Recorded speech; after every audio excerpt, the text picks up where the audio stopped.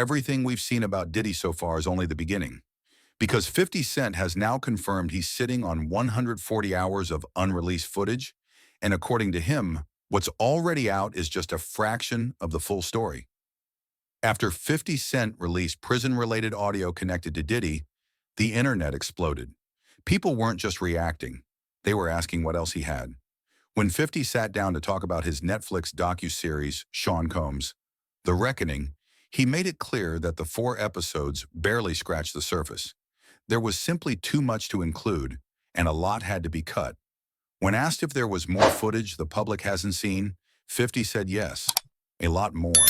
He even hinted that instead of waiting for a second season, he might just release the remaining footage directly on YouTube, making it accessible to everyone. That single comment sent shockwaves online. Not long after, reports started circulating that Diddy had been secretly recording conversations for what he believed would become his own documentary, convinced he was going to beat his case.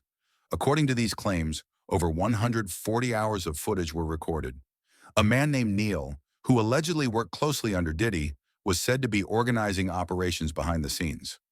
The footage reportedly includes alleged witness intimidation, offers of money, providing addresses, and other actions that could potentially be viewed as obstruction of justice. What shocked people the most was when 50 Cent openly acknowledged that he has this footage. After rumors spread, he posted online confirming it, saying, "Yes, I have the footage," followed by a laughing emoji. That confirmation alone sent the internet into a frenzy. This connects directly to earlier claims made by Diddy's former chef, Jordan, who alleged that someone named Neil Dominique provided Diddy with information about her testimony before a grand jury. She claims that just 2 weeks after testifying, Diddy's attorney contacted her, already aware that she had spoken to law enforcement. Critics now question how that information was obtained and whether it was done properly. 50 Cent also explained why so many people who refused to appear in previous documentaries agreed to speak this time. According to him, they trusted him and weren't afraid anymore. He said he doesn't view Diddy as untouchable and has been openly criticizing him for more than 20 years. For many witnesses, that was enough reassurance to finally tell their stories. One of the most disturbing elements, according to 50, was watching raw footage from Diddy's final days before his arrest and indictment. The clips reportedly show him casually interacting with fans, joking about hygiene after hugs, and attempting to control narratives involving people who would later file civil lawsuits against him.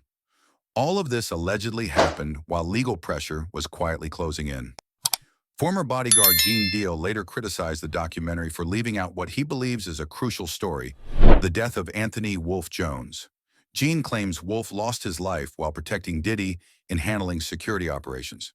He believes Wolf's death was deeply connected to the industry's power dynamics and should have been fully addressed rather than treated as a footnote. Meanwhile, Diddy and his family are reportedly considering a massive defamation lawsuit in response to the documentary, possibly worth up to $1 billion. Legal experts point out that filing such a lawsuit would require proving that the documentary's claims are false, which could open the door to even more scrutiny and complications. Financially, Diddy is also facing pressure. Ongoing legal battles, appeals, and attorney fees are extremely costly. Without new income streams, maintaining the lifestyle he once had may become increasingly difficult, and that alone could end up being a major consequence. Another shocking revelation involves Diddy allegedly recording private conversations with his own lawyer without informing him. Legal analysts have said this could completely undermine attorney-client privilege and represents a serious betrayal of trust. Some lawyers have described this move as reckless and self-destructive. The documentary also includes disturbing testimony from former artist Dawn Richard, who described witnessing alleged violence involving Cassie. She testified about threats, intimidation, and being warned that speaking out could have deadly consequences. According to her, these moments were followed by gestures meant to silence or manipulate witnesses rather than protect them.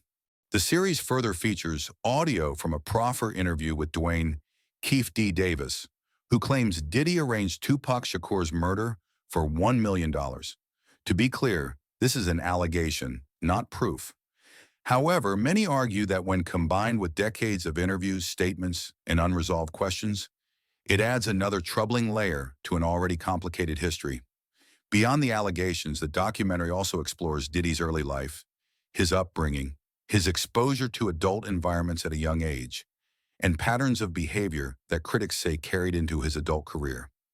Taken together, these accounts paint a picture of a powerful figure who allegedly moved through the industry, leaving chaos, fear, and damaged lives behind. At this point, one thing is clear. The story surrounding Diddy is far from over. If 50 Cent follows through on releasing additional footage publicly, the fallout could be even bigger than what we've already seen. If you want to stay updated as this story continues to unfold, make sure you subscribe to the channel, turn on notifications, and join the conversation in the comments. More updates are coming, and you won't want to miss what drops next.